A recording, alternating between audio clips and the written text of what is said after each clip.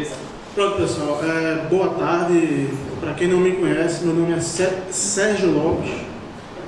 Eu vou falar um pouco sobre mim, para quem não me conhece muito, tá? Pessoal, eu já estou no mercado, já faz mais de 15 anos já, no mercado de telecomunicações.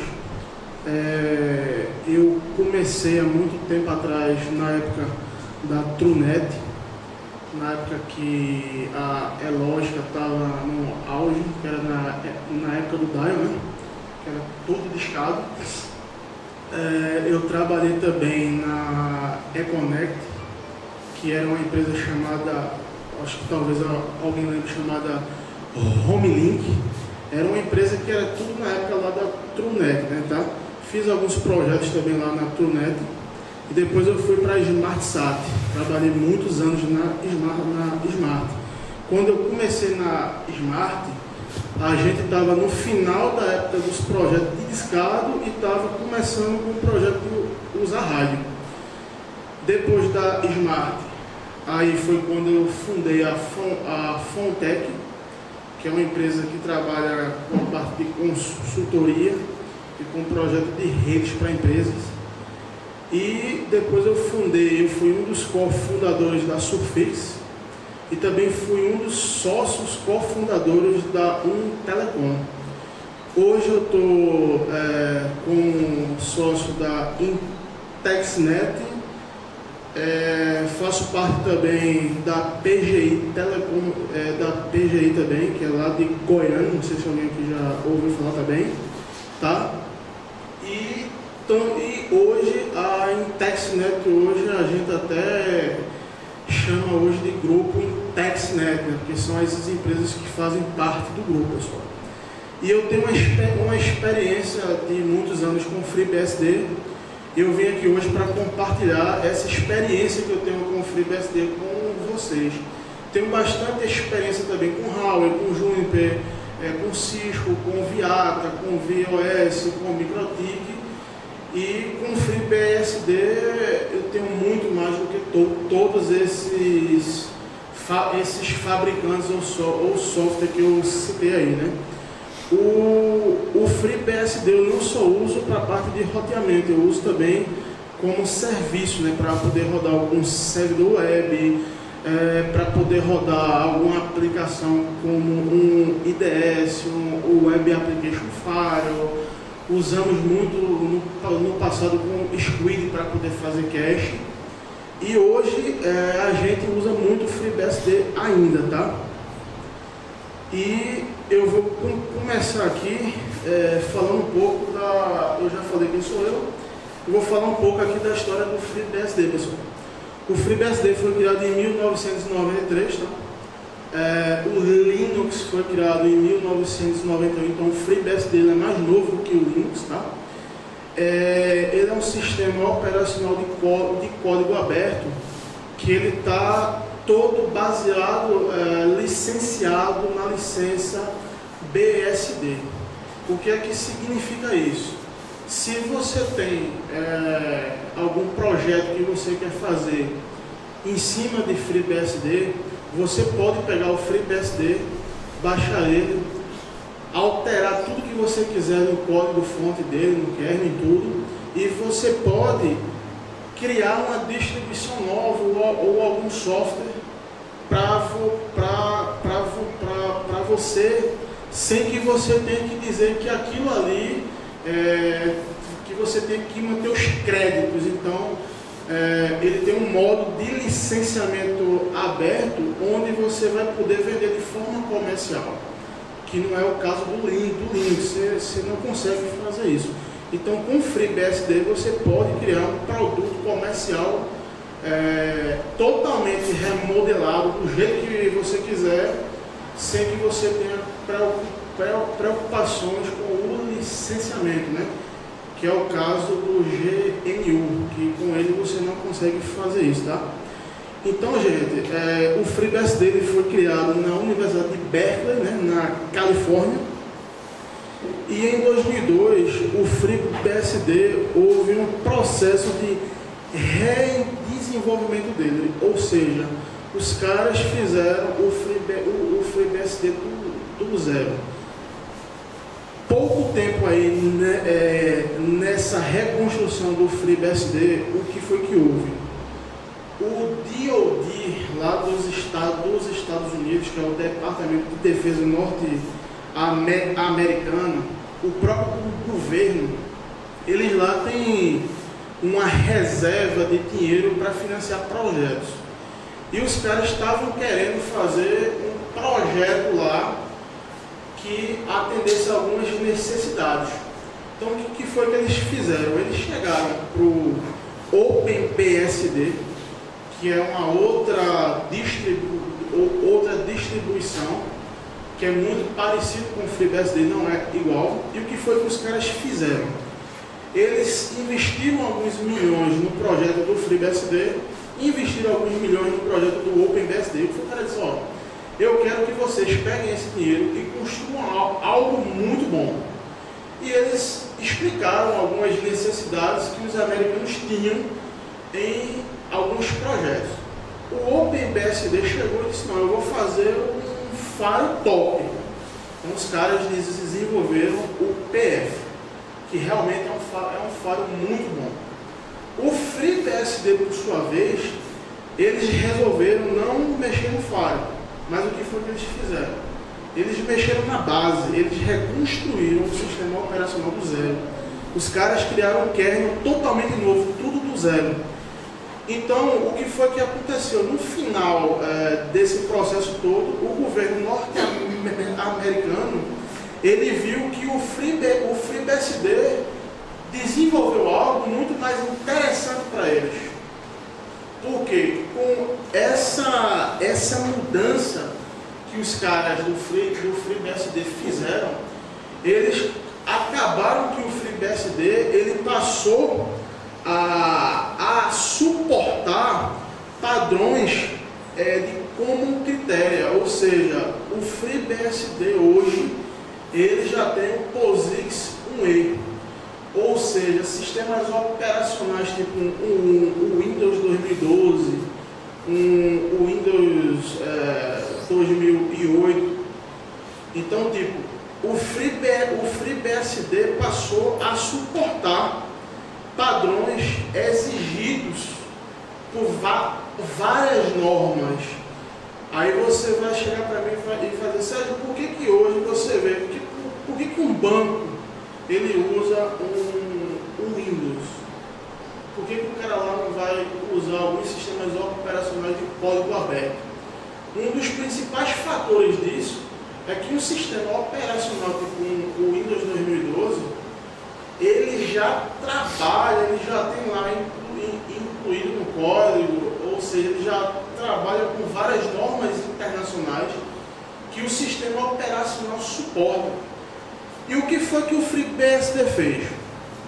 Os norte-americanos, eles tinham lá, isso há muitos anos atrás, esses caras lá, eles tinham lá um negócio aqui que eu vou mostrar para vocês. O departamento de defesa lá, os militares, eles tinham vamos dizer que esse livro. E o que é que esse livro aí, essa documentação tem? Essa documentação foi um projeto que os americanos criaram, onde tem toda a norma que existe para você fazer, sei lá, uma classificação de documento. Tipo, ó, tu és um general, mas aquele documento eu só quero que quem tem acesso seja o cara que ele é soldado. Então, os americanos, eles tinham diversas exigências de suporte a níveis de segurança, que eles tinham isso no papel e que as pessoas eram obrigadas a seguir aquilo. Só que uma coisa é eu chegar para você e dizer, ó, isso tem que ser feito assim. Muitos aqui chegam na empresa lá que você é dono E aí você diz, ó, na minha empresa eu vou chegar lá para o cara que ele é do suporte e dizer que ele tem que atender o cliente assim. Mas nem sempre o cara segue aquele processo de atendimento. Por quê? Porque o humano erra, o humano esquece. Então isso para os caras lá era muito, muito ruim. Eles tinham todos... como é que eu expresso?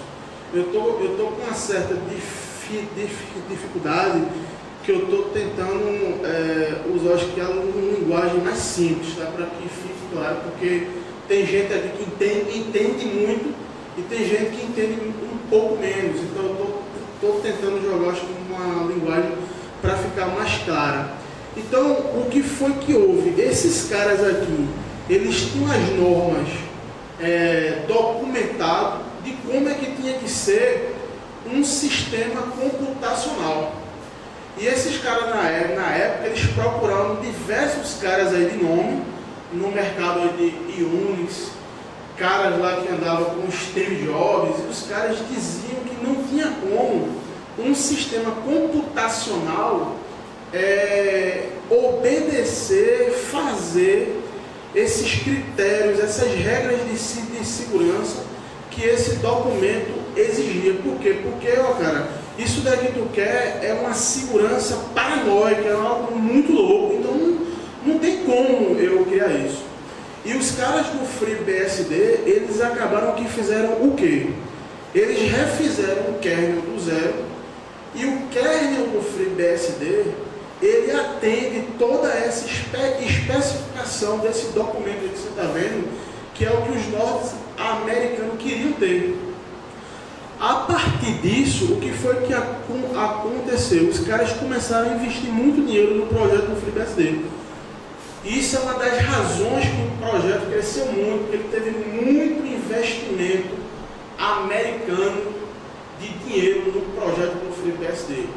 Aí depois de muito tempo, uma empresa chamada Buy System, que é uma empresa que fabrica arma, ela começou a usar o FreeBSD nos projetos dela. Então o que é que esses caras colocaram para rodar o FreeBSD em quê? Eles colocaram para rodar em avião de guerra, navio de guerra, em míssil, entendeu? Então o que foi que aconteceu? Eles criaram um sistema baseado em FreeBSD. Aqui no Brasil tem 2 navios de guerra que foi comprado da Buy System, que fica ancorado lá no Rio de Janeiro. Esses navios rodam esse sistema da Buy System. E para você ter uma ideia, toda a tripulação lá que opera esse navio, para ela poder fazer parte da tripulação, ela teve que fazer um curso para poder ter o treinamento, para poder operar o navio. Porque até na hora do cara disparar um canhão, se o sistema principal lá do navio falhar, ele vai ter que abrir um terminal para digitar comandos. E esses comandos lá do sistema operacional que está lá, ele é todos os mesmos comandos que o FreeBSD. Então, eu quis explicar isso daqui para vocês, para que vocês tenham uma ideia, porque eu vou falar isso daí mais lá na frente, tá? Eu vou passar aqui mais um pouco. Então, assim, o FreeBSD, ele tem algumas distribuições que foram criadas baseadas nele. Uma delas é o pfSense, que é uma das mais usadas, tá? Muita gente acha que o pfSense é um FreeBSD puro. O pfSense ele não é um FreeBSD puro. Os caras mudaram muita coisa no pfSense. Então você não vai pensar que você instalar um FreeBSD, que você vai lá no site da FreeBSD, baixou ele, instalou a partir da ISO, e ele vai ser praticamente idêntico ao pfSense. Eu não falo nem pela interface web que o pfSense tem, mas em si recursos internos que os caras do pfSense mudaram completamente. Para quem não conhece o pfSense, talvez tenha falado também de ontem, ele é realmente um sistema que foi desenvolvido, baseado em cima do FreeBSD, com interface web, para que você consiga fazer firewall, fazer a parte de roteamento de forma mais prática, mais fácil, né? Isso tudo via browser, sem ter que o cara puxar um monte de comando no código, ou ter que estar mexendo lá na console do FreeBSD. Então, o cara lá no pfSense consegue fazer um firewall, mexer de forma muito mais simples. Outro projeto também foi o FreeNAS, que foi baseado também no FreeBSD. O FreeNAS, o intuito do FreeNAS, ele foi criado mais para storage. Eu quero montar um NAS na minha empresa para pôr alguns arquivos e eu não tenho dinheiro para comprar um storage da Dell, da HP, um RAID e deixar um RIM lá. Aí o cara compra uma máquina lá, instala o FreeNAS, aí você consegue fazer um storage, colocar 2 ou mais discos espelhando e fazendo RAID. Temos também o PCBSD, que foi criado, que o cara que quer usar um desktop com FreeBSD para o uso no dia a dia, ele já vem pronto lá com uma interface gráfica. E nós temos o OS X, que é o Mac OS X, ou seja, a Apple, ela, na época que ela foi criar o Mac OS X, ela pegou o FreeBSD e ela desenvolveu o Mac OS X em cima do FreeBSD. Tanto que tem diversos comandos que, para quem tem um Mac, dá lá, o mesmo comando que você vai dar lá no FreeBSD, dentro lá da console do FreeBSD. Ou seja, a Apple não só pegou o FreeBSD, criou o OS X, quanto ela investe muito dinheiro no projeto do FreeBSD. Um dos presentes que a Apple deu para a comunidade do FreeBSD foi quando ela pegou e criou o projeto lá de GPO. Quem joga muito aí, tá? De GPU, tá? Quem joga muito e compra aquelas placas lá da NVIDIA, paga R$8.000 numa placa para poder jogar, tá? Você vê que a placa de vídeo tem uma GPU, né? Ou seja, ela tem uma memória muito grande. Então, o que foi que os caras da Apple fizeram? Eles desenvolveram lá, tá? Uma forma de você, dentro do sistema operacional, conseguir usar a memória da GPU, da placa de vídeo, para você conseguir usar recursos do hardware sem ser para jogo. Porque o cara que compra essa placa de vídeo compra para jogo, tá? Então, você que tem um Mac, vamos dizer assim, a GPU da sua placa de vídeo, tipo essa minha aqui tem 2 GB. Então, a GPU da placa de vídeo, ela não está sendo só usada para vídeo. O Mac OS X ou FreeBSD, em alguns momentos, ele pode querer precisar de algum recurso de usar da GPU, e ele pode usar isso para outras finalidades, como, por exemplo, eu vi projeto de roteador com FreeBSD, onde o cara usava a GPU da placa de vídeo para conseguir processar algumas coisas lá, para o cara processar alguma coisa lá do BGP ou de algum outro daemon lá que está rodando lá no FreeBSD. Vi muita gente fazendo isso, tá? Eu vou falar um pouco aqui. Essa apresentação ela foi feita muito rápido.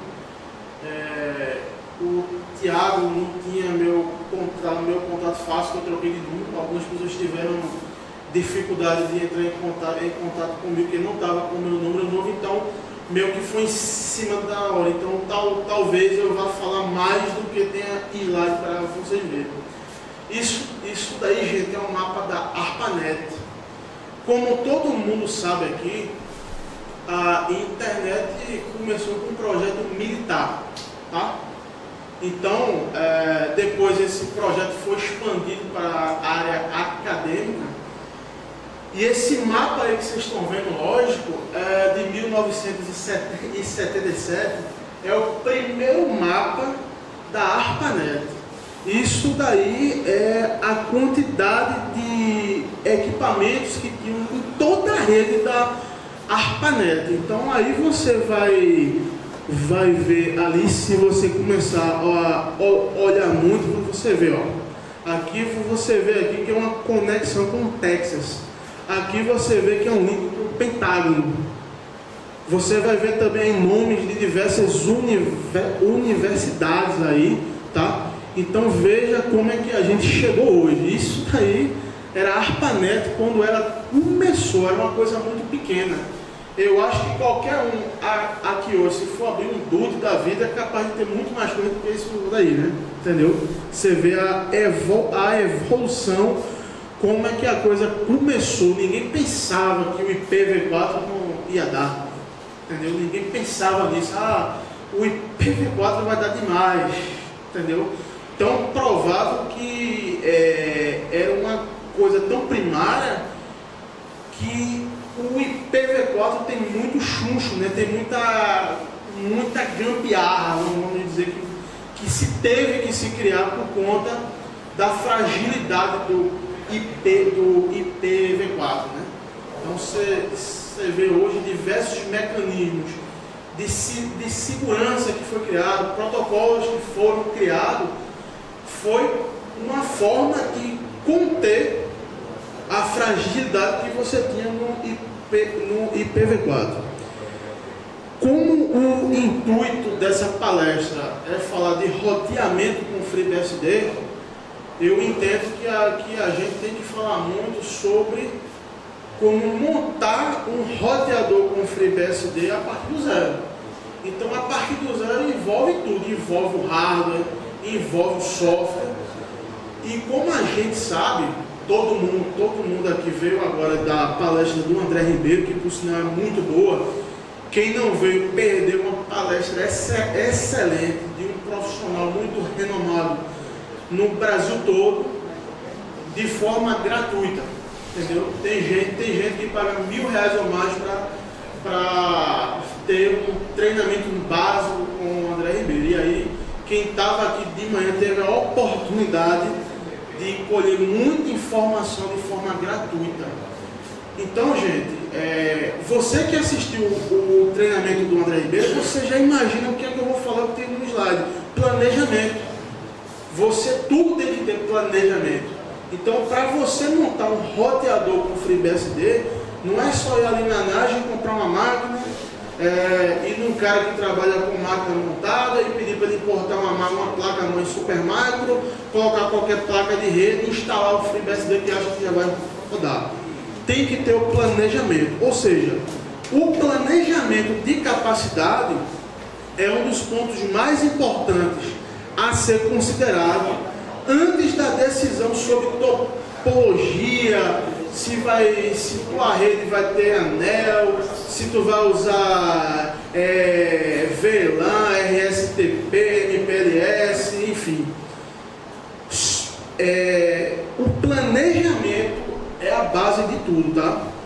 Então, para a gente fazer um planejamento de um dimensionamento de uma place, de uma máquina para poder rodar FreeBSD, a gente tem que se preocupar com o barramento de comunicação.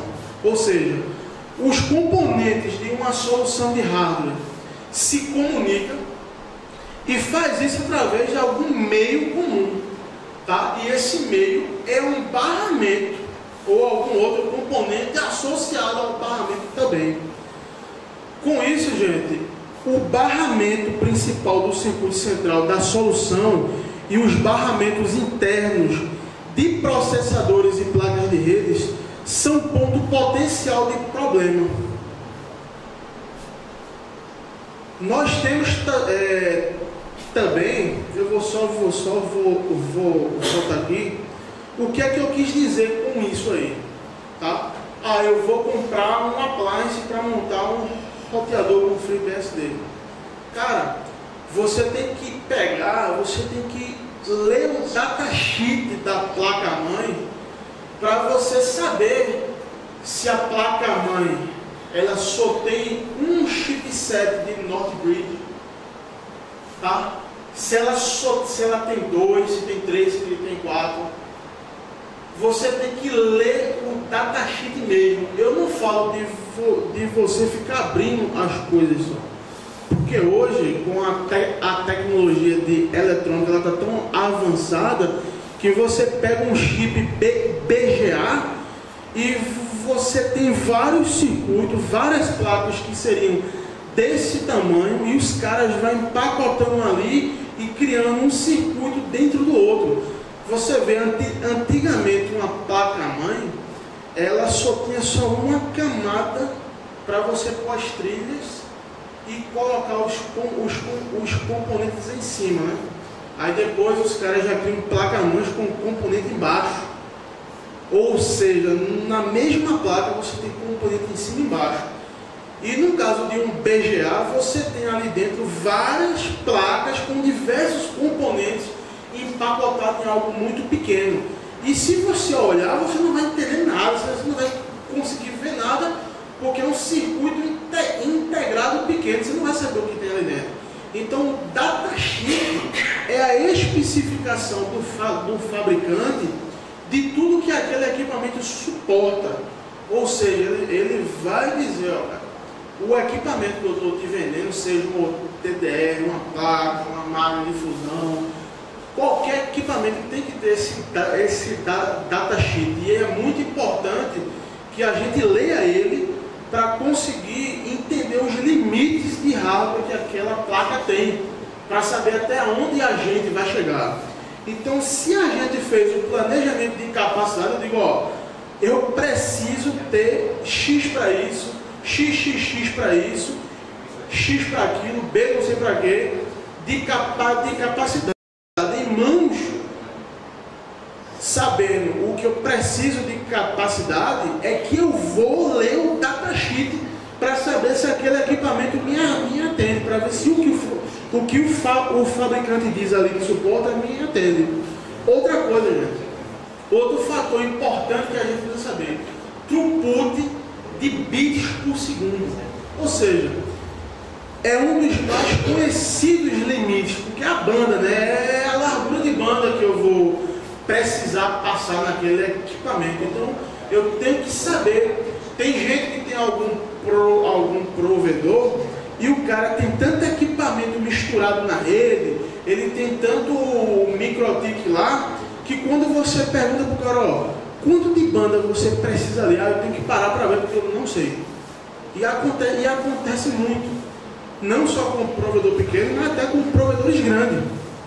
Então, gente, o throughput em bits por segundo é um dos mais conhecidos limites, porque ele é a vazão em bits por segundo, onde cada interface vai passar e ver se ela realmente é capaz de transmitir e de receber esses bits por segundo.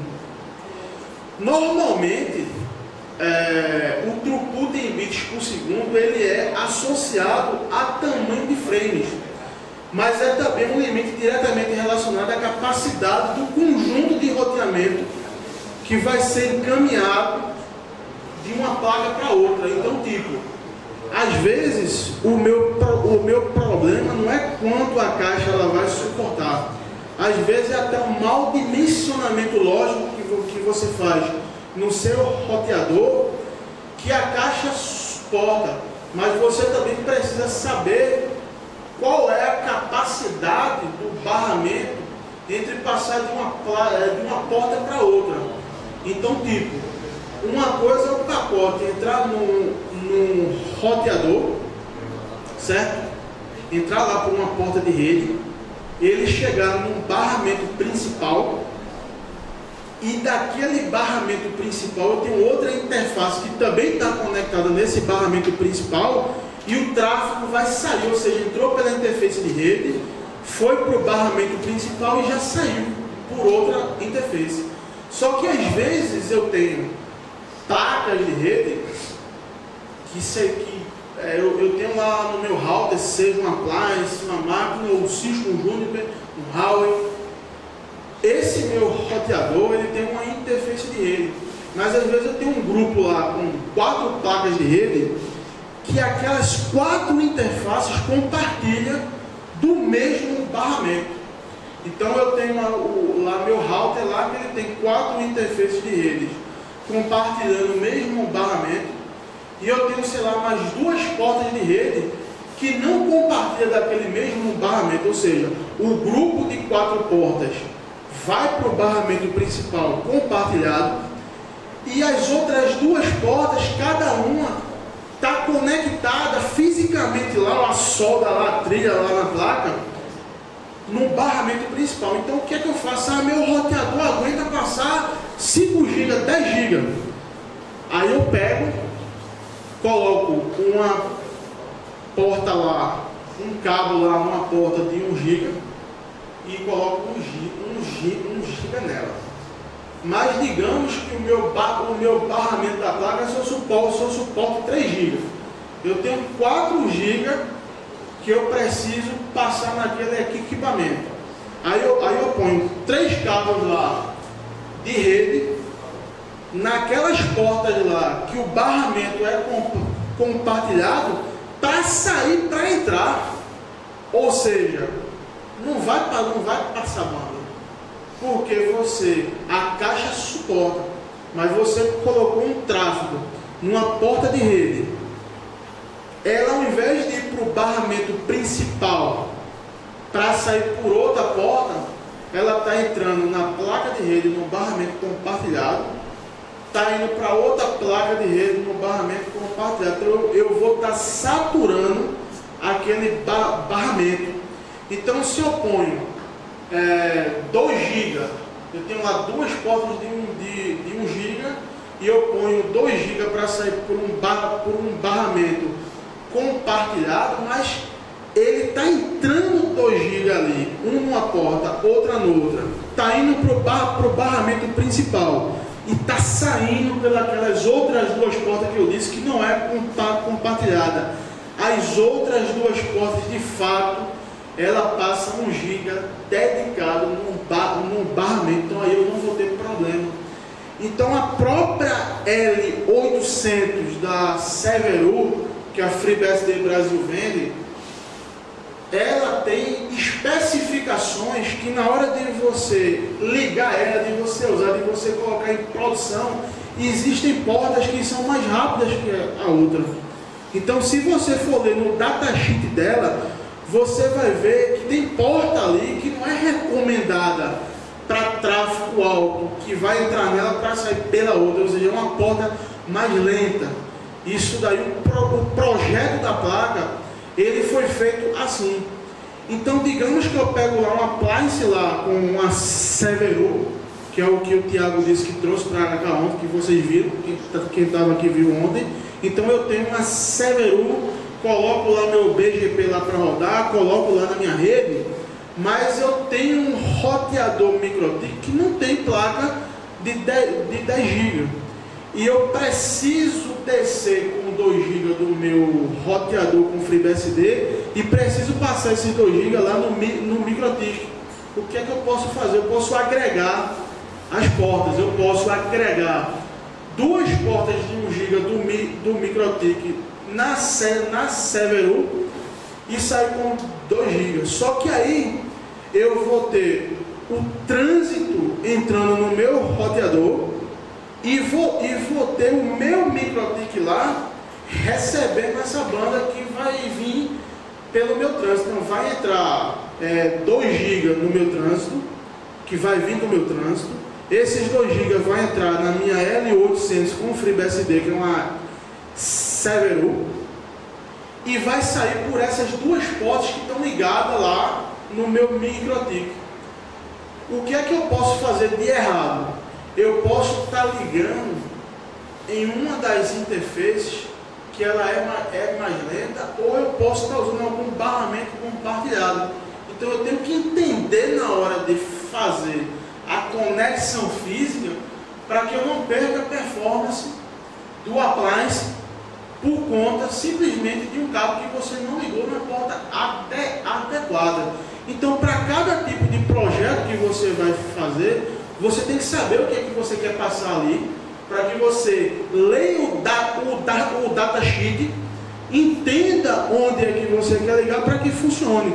Esses dias teve uma situação lá que eu vi, que foi ligar no Huawei, tipo, no router do Huawei, colocaram lá um cabo em uma das portas lá do router do Huawei e queria atender um cliente ligando esse cliente na porta de console do router do Huawei.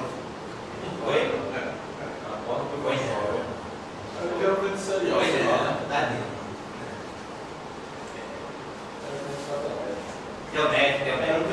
Veio. E aí depois tentou ligar também naquela porta, na 0/0/0, que é a porta de gerência que vem lá na frente do NE20.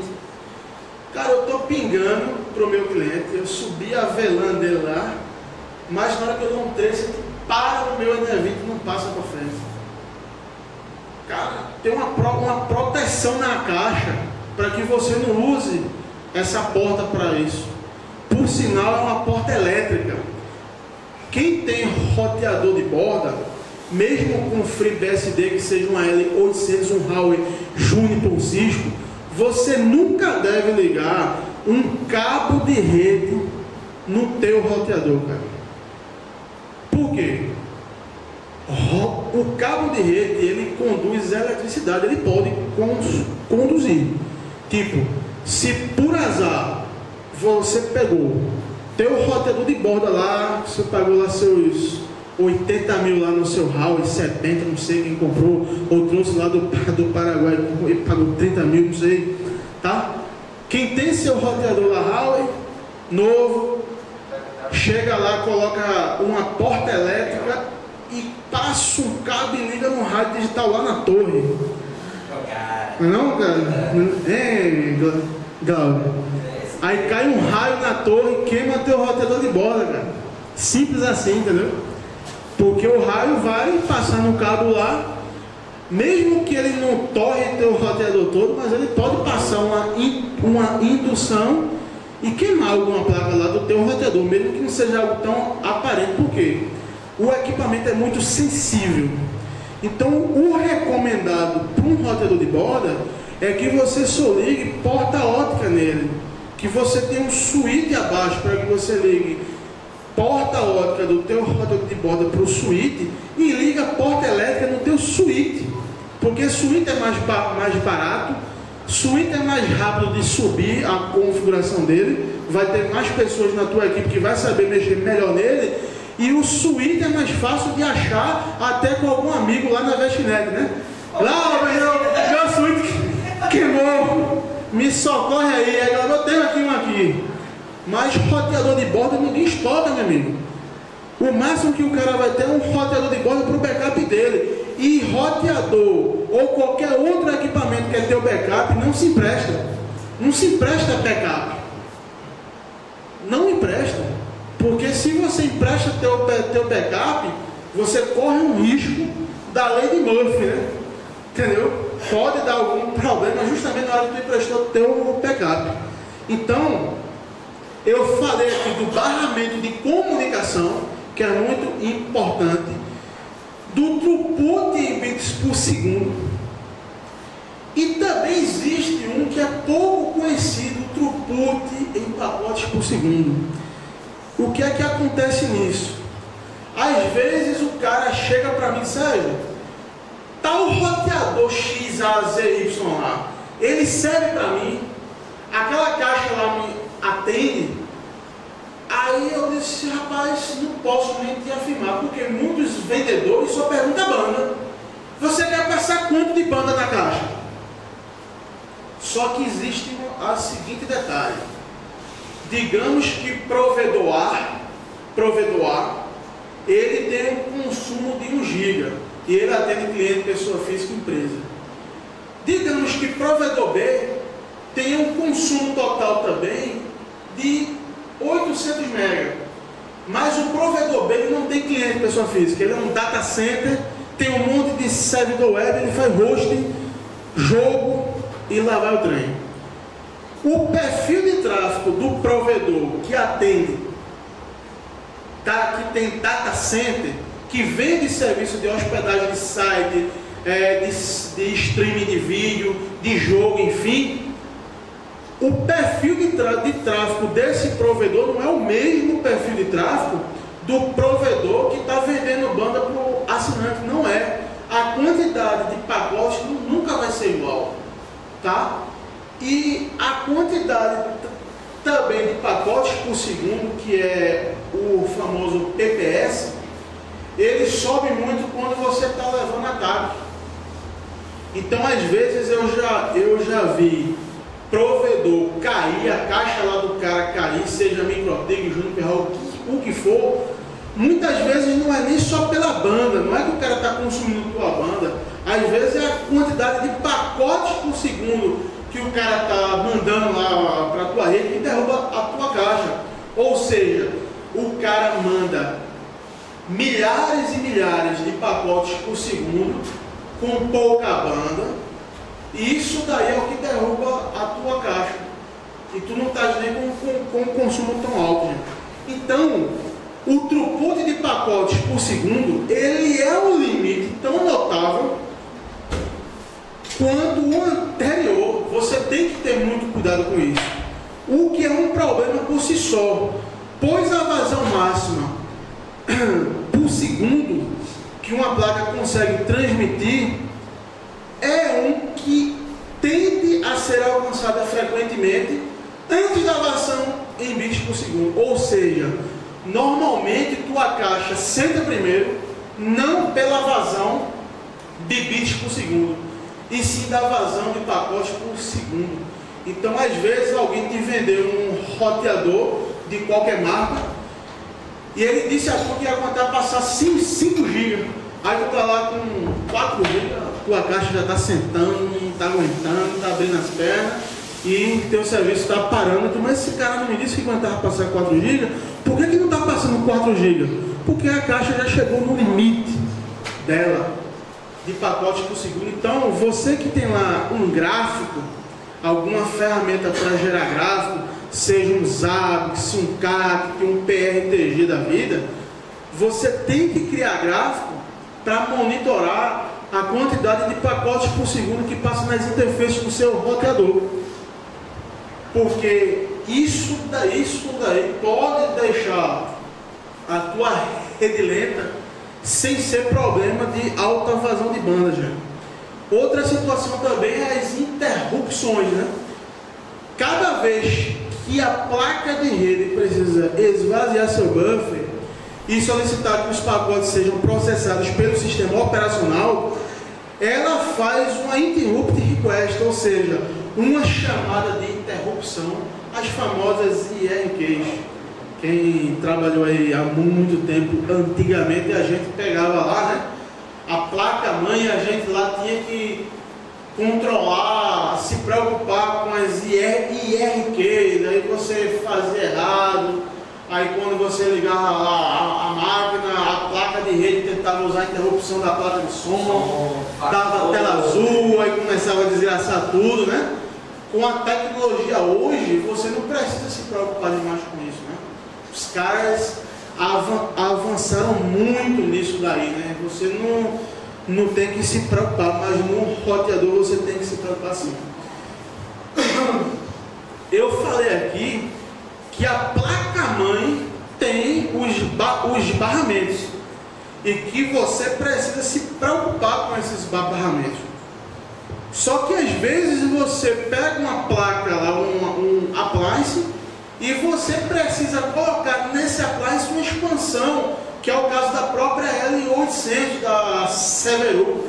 A Severu, do lado direito dela, você consegue pôr expansões de placas de redes elétrica e ótica. Mas atrás dela também você consegue. Se você for pôr alguma expansão atrás, você não consegue pôr na frente. Mas por que isso? Porque tipo, a placa da Chelson, que é um fabricante que eles vendem, na própria FreeBSD Brasil vende, a Chelson ela vem para encaixar atrás. ela não tem como você colocar ela naquele slot da frente. Já as da Intel você coloca na frente. Então você comprou lá a sua L800 lá, ou outra appliance qualquer, planejado para uma coisa, mas você cresceu e você precisou expandir mais bordas. Então aí é o tal do compartilhamento de componentes, ou seja, barramentos principais e barramentos internos em chipset já são por natureza um potencial ponto de esgotamento de recursos, caso não seja bem projetado. Ou seja, tu compra uma placa de rede, tem componentes dela que são compartilhados. E se você não atentar mais bem para isso, você pode ter problema. Então aqui eu coloquei aí um diagrama de uma placa-mãe, tá, gente? Que nesse diagrama você vê aqui que você tem o chipset aqui, ó, da Northbridge e da Southbridge. E aí você vê tudo que está conectado nela, tá? Você vê cada entrada de periférico, onde é que esse negócio conecta, tipo, o barramento PCI dessa placa aí, ó, tá na Southbridge, entendeu? A parte de USB, SATA, áudio, CMOS, que a BIOS da máquina está tudo conectado na Southbridge, tá? Então, essa placa-mãe que eu estou mostrando para vocês é uma placa-mãe que ela só tem um FSB dedicado a cada processador. Já essa outra placa-mãe, ela já é muito melhor que essa. Ela tem duas Northbridge. Você pode comprar uma com 3, com 4. Então, tipo, você pega aquela primeira placa-mãe que está aqui, vai colocar aí para rodar um tráfego grande aí. Coloca um monte de slot aí, PCI, placa com 4 portas, você vai ter problema, entendeu? Então isso daí você tem que se atentar muito. O compartilhamento de componentes, além dos problemas com compartilhamento de barramento e Northbridge, o compartilhamento de recursos internos com controladores de rede podem gerar problemas com uso em arquiteturas de roteamento de alta performance. Isso daí é um datasheet bem simples, só a imagem do datasheet de uma placa Intel Pro 1000, que muita gente usou essa placa aí, muita. Principalmente quando ia colocar microtik para rodar lá em máquina, né?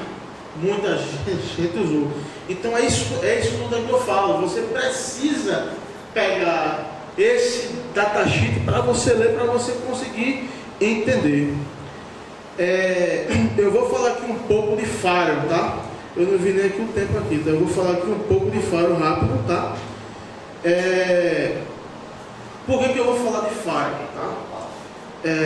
Um roteador de borda, ele é o perímetro da tua rede.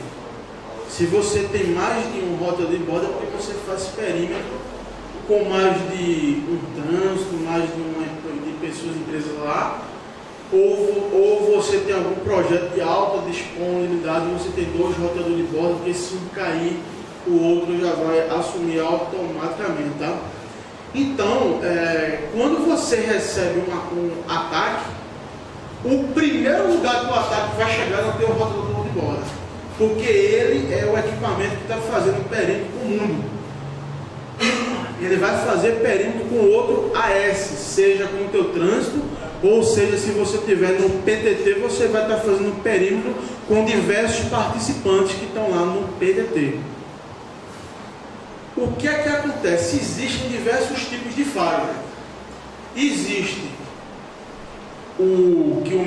a minha apresentação ficou até esse ali do lado. Por definição genérico, existe o tipo no router, existe o tipo packet filter, existe o tipo stateless, existe o tipo stateful.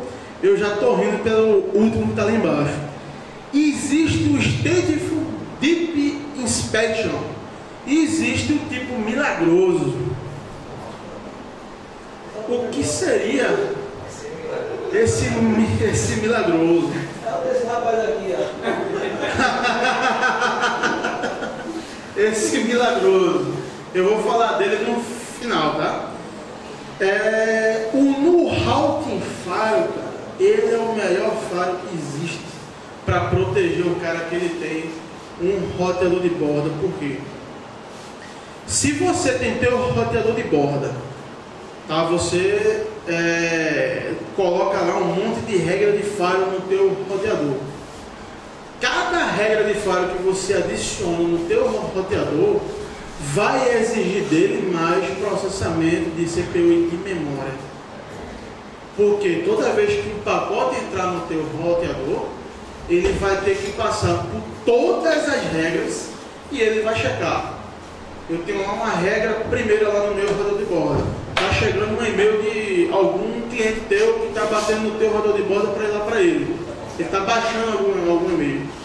O pacote, na hora que ele chegar lá, ele vai dizer, ó, esse pacote aqui da mesh, esse pacote aqui tem alguma coisa que eu tenho que tratar? Não, então passa para a próxima regra.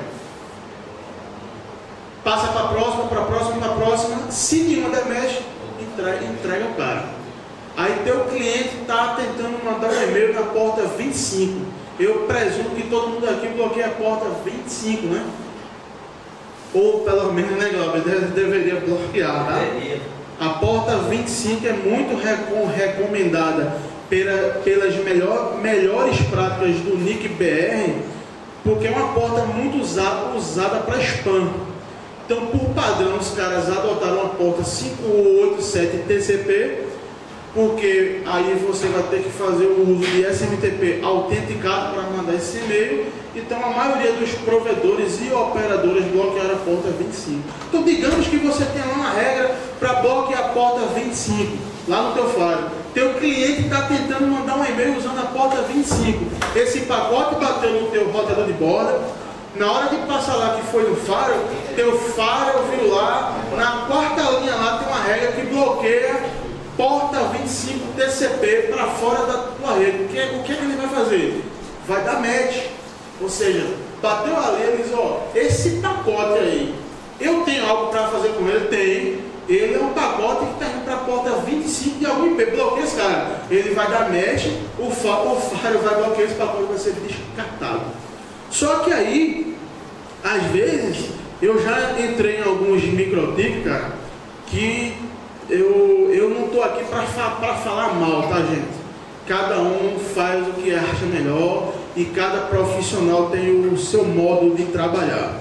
O que eu recomendo para todos os profissionais, já que a maioria que está aqui na casa é profissional, é que na hora que você for fazer qualquer coisa, procure ver as melhores práticas.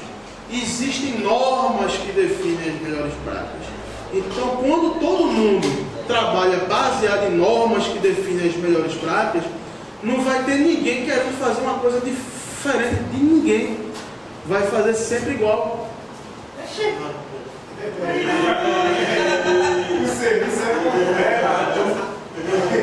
Tá querendo consultoria? Tá ligado, mais tarde tem. Aí eu errou, né? Isso mereceu uma foto. Você era uma patrão. Ó, como todo mundo que não veio para aqui, teve 3 empresas aqui, meus amigos estão ali atrás, que bancaram um happy hour no final do dia de hoje, tá? Certo? Entre amigos, tá? Gratuito, bancado aqui pelo pessoal que veio aqui agora, tá? Para quem não veio, fica só à vontade, tá? Então, gente, o que seria esse faro no Halting? É o mais antigo faro e ainda é o mais eficiente, funciona na prática. Ou seja, todo roteador tem uma interface do tipo no zero, ou seja, uma interface de black hole. Então, digamos que eu estou recebendo algum ataque. Ao invés de eu fazer uma regra que use muitos recursos do meu roteador, eu uso um faro no zero. Eu pego o IP do cara que está me atacando, mando para a minha interface no zero e ela vai ser descartada ser muito